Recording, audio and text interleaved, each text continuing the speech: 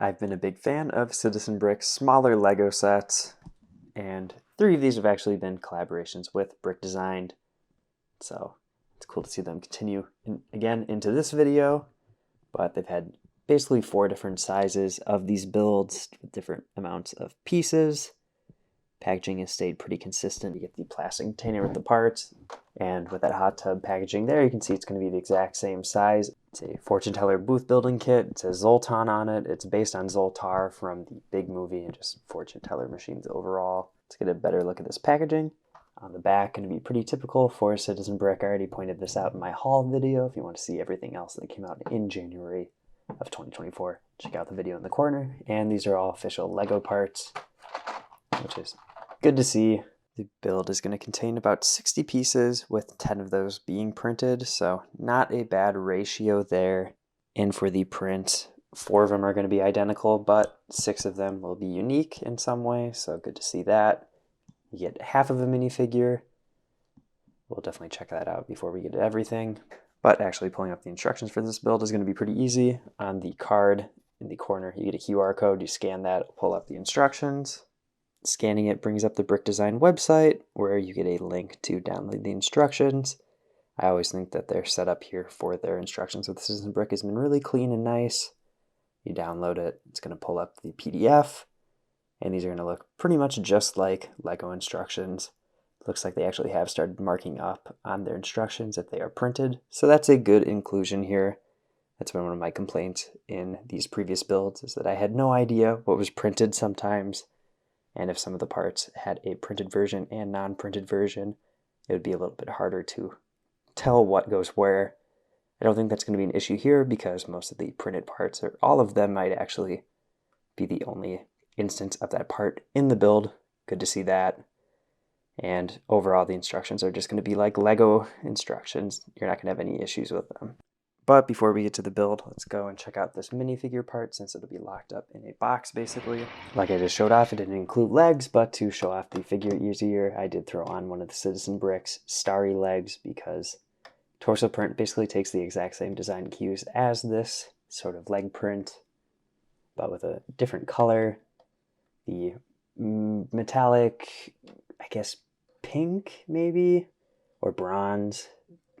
Looks nice, you know, it is a little bit different than the legs, but same sort of shaping.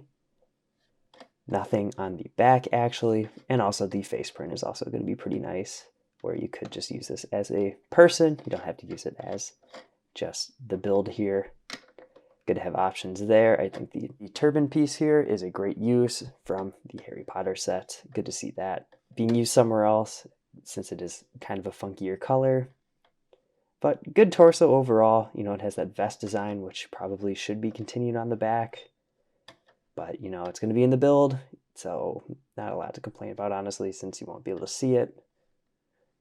But it will limit the use of this torso outside of the fortune teller machine. But just wanted to let you know. Let's go ahead and get into the build. And here's the completed build, with a Woody minifigure for scale, being, you know, as close as you can get to Lego Tom Hanks. The 2 other Brick Design sort of entertainment builds with the skee ball and the slot machine. You can kind of see it's a lot more similar to this one, due to just like surface area and size being a bit taller than this one. You know, there's a lot of that empty space in between the end of it and the actual sort of runway. I do think this is another good looking build. Let's take a better look at it. Starting with the positives, I do think that the printed elements on this are going to be very good. Really, the only negatives for me are that on some of these printed parts, especially this windscreen here, there are some scratches on it.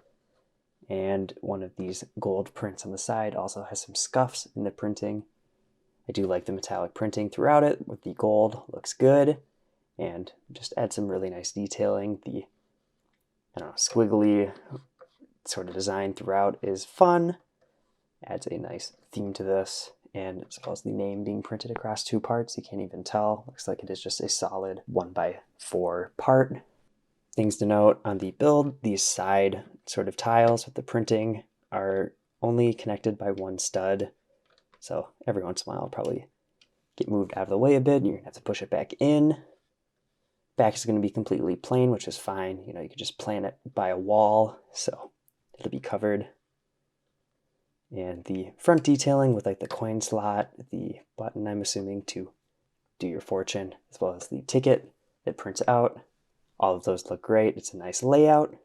And the snot techniques that were used for the like wood plating, especially on the front and the back, you can see where it's a bit indented. Add some extra sort of depth and texture to the build, which is something that they always do a really great job of. And they really maximize the space here, since the minifigure head actually kind of sticks out a bit more. I'll try and get this off without breaking everything. I'll do it off camera quick. And there we go. Like I was saying, where the brick would be, you couldn't just use a brick, which is why they use the panel pieces. This is going to leave a gap for now, but they accounted for that with the top. The tile pieces are perfect for covering those up, so props to them for figuring that out. Using the panel pieces was a good use of the space and just adds more room on the interior. And while we're in the front, minifigure looks great with the sort of shiny jewel type piece for its magical ball. And I have no complaints about the minifigure part or the interior there. Everything looks great, especially all the printed parts. You know, great designs here, great look overall. And they are going to be restocking this. It's sold out right now, but next month or the next month, keep an eye out. They'll have more of these if you missed out. But let's get to some comparisons again and the final verdict. Probably going to be a lot of repetition from my last brick design Citizen Brick collab video, but I love the variety of custom sets that have come out from Citizen Brick. I think the collaboration with Brick Design has been very cool. You know, I love seeing the collaboration in the community through a mock designer and just somebody to print the parts and make their designs even better. I've been a big fan of all 4 of their sets and the Citizen Brick ones as well. And I already kind of said it earlier in the video, but having smaller, more affordable options is great. And all of these can be basically army built, where you could build an arcade, build a casino.